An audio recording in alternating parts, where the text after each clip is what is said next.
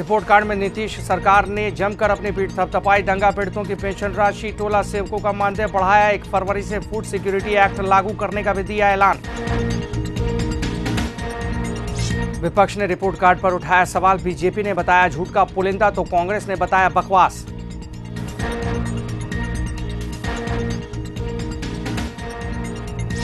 केंद्रीय गृह मंत्री सुशील शिंदे ने रांची यूनिवर्सिटी के दीक्षांत समारोह में की शिरकत। कहा, महिलाओं पर अत्याचार से जुड़े मामलों में पुलिस की कोताही नहीं करेंगे बर्दाश्त। आरा में जमीन विवाद में जेडीयू नेता ने बाप बेटे को मारी गोली। इलाज के दौरान पिता की मौत। घटना से गुस्साए लोगों ने घंटों किया रोड जाम।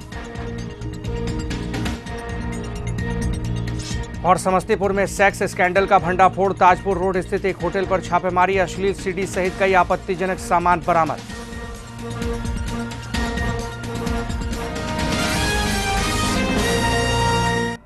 नमस्कार, आप देख रहे हैं आर्यन न्यूज। सोमवार को मुख्यमंत्री नीतीश कुमार ने सरकार का रिपोर्ट कार्ड पेश किया। रिपोर्ट कार्ड जारी करते वक्त मुख्यमंत्री नीतीश कुमार बीजेपी पर भी जमकर बरसे और कांग्रेस पर भी।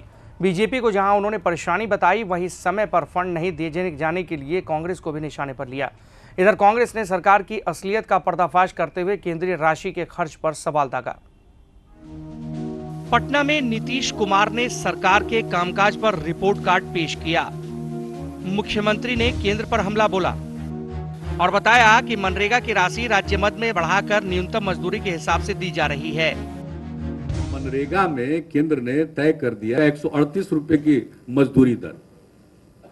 हमने कहा कि नहीं, ये तो राज्य के न्यूनतम मजदूरी को लागू करना चाहिए। तो हमारे यहाँ जो न्यूनतम मजदूरी है, हम उसको लागू कर रहे हैं अपने राज्य में। मनरेगा में राज्य सरकार की तरफ से 448 करोड़ रुपए का एक साल में खर्च वहन किया जा रहा है। उधर कांग्रेस ने सदाकत आश्रम में बिहार सरकार की असलियत सामने रखी। कांग्रेस ने बिहार के लिए अपनी प्रतिबद्धता केंद्र प्रायोजित योजनाओं के जरिए जाहिर की। कांग्रेस ने निशाना साधा कि नीतीश कुमार विशेष राज्य के दर्जे के लिए जरूरत से ज्यादा चिंतित हैं। कितना नीतीश कुमार जी बिहार राज्य के स्पेशल पैकेज के लिए परेशान रहे, अगर उतनी परेशानी ये बिहार में जो फंड आया है डिफरेंट विभाग में, उसको खर्च करने के लिए चिंतित रहते तो शायद हमारा जीडीपी ग्रोथ एग्रीकल्चर, पावर और सोशल सेक्टर में कुछ डिफरेंट होता और हम कुछ डिफरेंट जीडीपी के साथ आज इस प्रदेश में बैठे रहते। ऐसा पहली बार हुआ कि नीतीश कुमार अपनी सरकार का रिपोर्ट कार्ड जारी कर रहे थे और साथ में बीजेपी नहीं थी।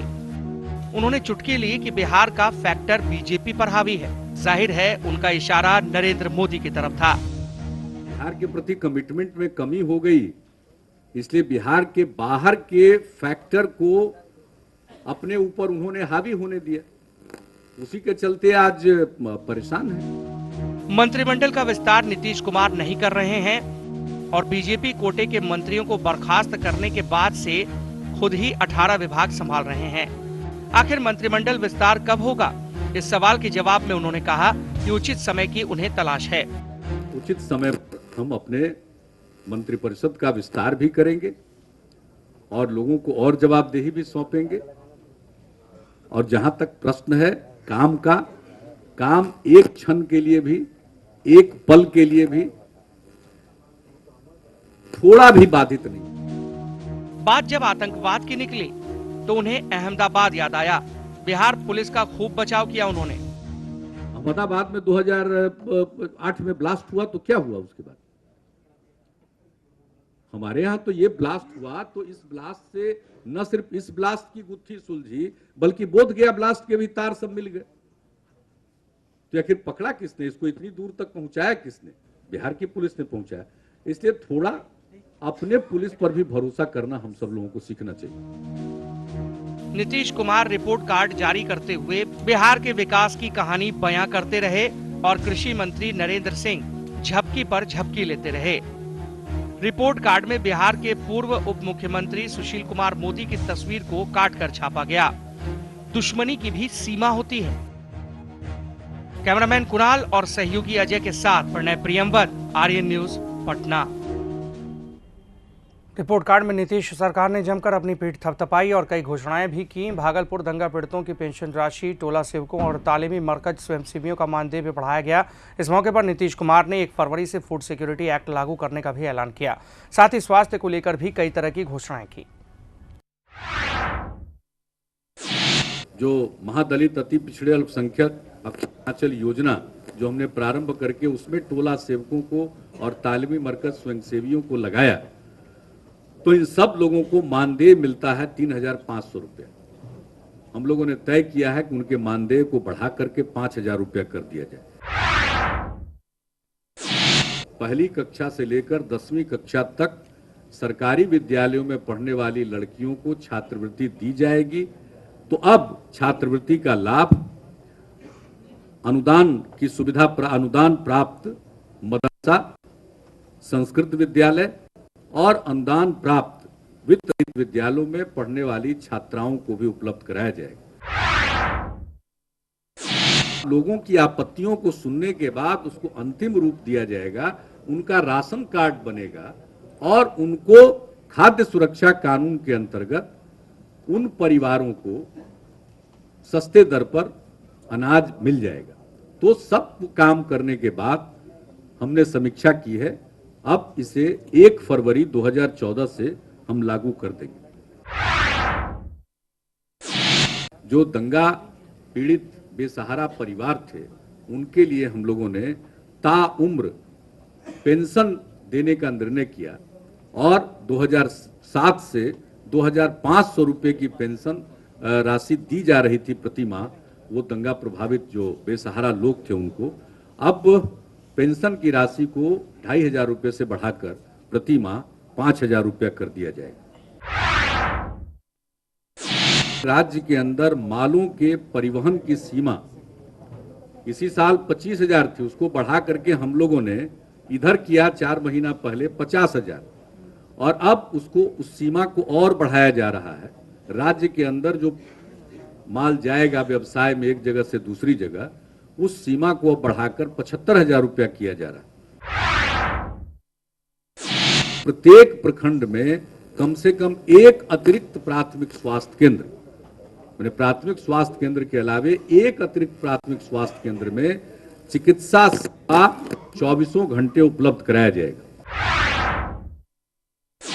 राज्य के सभी जिला अस्पतालों में सीटी स्कैन की सुविधा उपलब्ध करा दी जाएगी और सभी हमारे चिकित्सा महाविद्यालय के अस्पतालों में एमआरआई की सुविधा उपलब्ध करा देंगे और इस पर अमल 6 महीने के अंदर हो जाएगा। राज्य के 200 प्राथमिक स्वास्थ्य केंद्रों, 36 जिला अस्पतालों एवं सभी मेडिकल अस्पतालों में इस वित्तीय वर्ष में टेलीमेडिसिन की सुविधा उपलब्ध कराई जानी है। प्रत्येक सब डिवीजन में आवश्यकता अनुसार एक ग्रिड सब स्टेशन का निर्माण कराया जाएगा। 132/33 केवीए का ग्रिड सब स्टेशन। तो बचे हुए 31 राजस्व अनुमंडलों में जहां ग्रिड सब स्टेशन अवस्थित नहीं है, वहां 132/33 केवी के ग्रिड सब स्टेशन का निर्माण कराया जाएगा ताकि उपभोक्ताओं को निर्बाध एवं गुणवत्तापूर्ण बिजली उपलब्ध हो सके। उधर जैसा कि लाजमी था, जेडीयू ने रिपोर्ट कार्ड की जमकर तारीफ की है। जेडीयू ने दावा किया है कि सरकार विकास का काम करती रहेगी। जेडीयू ने कांग्रेस के आरोपों का भी खंडन किया। तो वो संकल्प पूरा होने की स्थिति में 2015 के आगे तक है, इसलिए हम करीब 5,000 मेगावाट बिजली बनाने की स्थिति में, उत्पादन करने की स्थिति में। कानून व्यवस्था के सवाल पर उन्होंने कई बातें रखी हैं। देश में नेशनल क्राइम रिकॉर्ड ब्यूरो के जो आंकड़े हैं और उसमें बिहार की जो स्थिति है उसमें काफ़ी बेहतर स्थिति है और प्रति लाख व्यक्ति पर जो संज्ञेय अपराधों की संख्या है उसमें बिहार पहले 8 राज्यों के बाहर है और जबकि आबादी की दृष्टि से हम दूसरे नंबर पर हैं। महिला उत्पीड़न की बात उन्होंने कही। महिला उत्पीड़न के मामले में हमारा ट्रैक रिकॉर्ड देश के ज़्यादातर राज्यों से बहुत ही बेहतर है। वहीं बीजेपी ने रिपोर्ट कार्ड को लेकर नीतीश सरकार पर निशाना साधा है। बीजेपी के वरिष्ठ नेता गिरिराज सिंह ने कहा कि नीतीश कुमार अपने मुंह में मियां मिट्ठू बन रहे हैं। उन्होंने आरोप लगाया कि मुख्यमंत्री चाटुकारों से घिर चुके हैं। गिरिराज सिंह ने दावा किया कि 2014 के चुनाव में जनता नीतीश को बखूबी सबक सिखाएगी।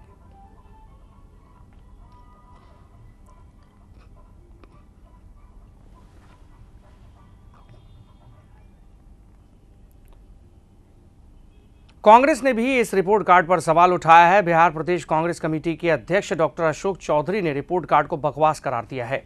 प्रदेश कांग्रेस अध्यक्ष ने कांग्रेस की ओर से सरकार का रिपोर्ट कार्ड जारी कर सरकार की असलियत को जनता के सामने लाने की कोशिश की। उन्होंने आरोप लगाया कि केंद्र सरकार की ओर से जो फंड आ रहे हैं, राज्य सरकार उसका सही इस्तेमाल नहीं कर पा रही है। लेकिन उन्होंने साफ किया कि इसके बावजूद सरकार को कांग्रेस का समर्थन जारी रहेगा।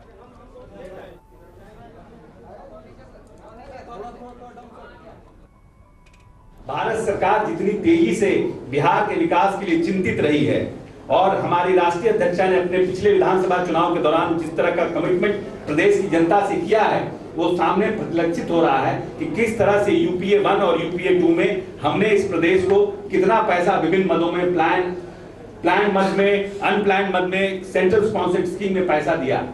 करीब जो इनफ्लो है इस 8 साल में लगभग 1,40,000 करोड़ का इनफ्लो है।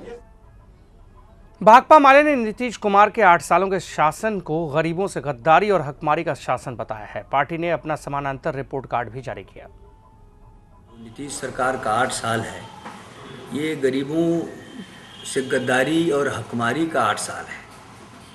इनके जितने भी दावे थे न्याय के, विकास के, सुशासन के, तमाम मोर्चे पर सरकार फिसड्डी साबित हुई है। न्याय का नमूना तो यही है कि जनसंघारियों को थोक भाव में बरी किया जा रहा है। और रुक रहे हैं छोटे से ब्रेक के लिए, खबरें अभी जारी हैं।